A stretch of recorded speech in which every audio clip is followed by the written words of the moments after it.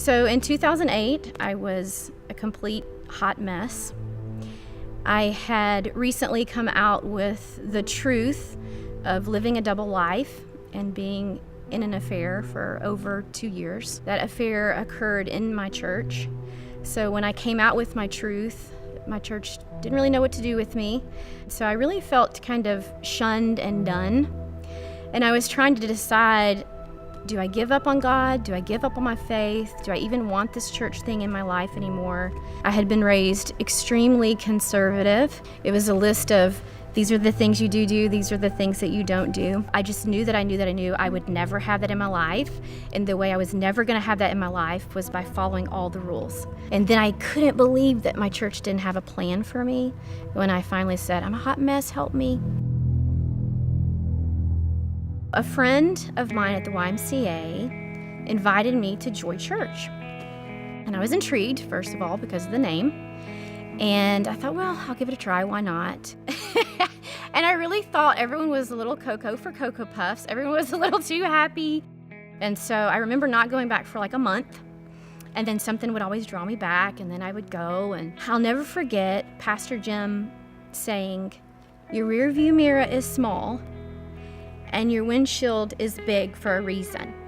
And he would always talk about, don't look back, don't keep focusing on your past, focus on your future. You know, it doesn't matter where you've come from, it doesn't matter where you've been. And that really spoke to me. It was different. I had never heard that kind of teaching before. For the first time, I thought maybe there is a little hope for me. And so I decided to join.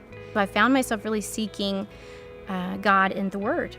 I remember reading in Romans, and it's probably a verse I'd read, I don't know, dozens of times in my life. But it said, Romans 8:11, the same Spirit that raised Jesus from the dead dwells in you and gives life to your body. And I remember being like, wait a minute. Like, it was this moment of, if I really, truly believe this dude, Jesus, came down over 2,000 years ago and died for me in this horrible way, do I really believe this? Because if I do, I have to believe the Word of God. And if I believe the Word of God, this is telling me that that same power that raised Jesus from the dead is in me. I remember thinking, I can't live anymore in shame and guilt. I can't live hanging my head anymore because of what I did years ago. I remember just being so excited.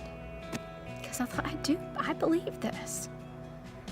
And it was just like a switch. And then it was like I was raised new. And I knew in that moment when God looked at me, he saw what Jesus did for me, just like Pastor Jim had always been drilling in me over these years. And that I could no longer hold my head in shame. And God has healed every area of my life.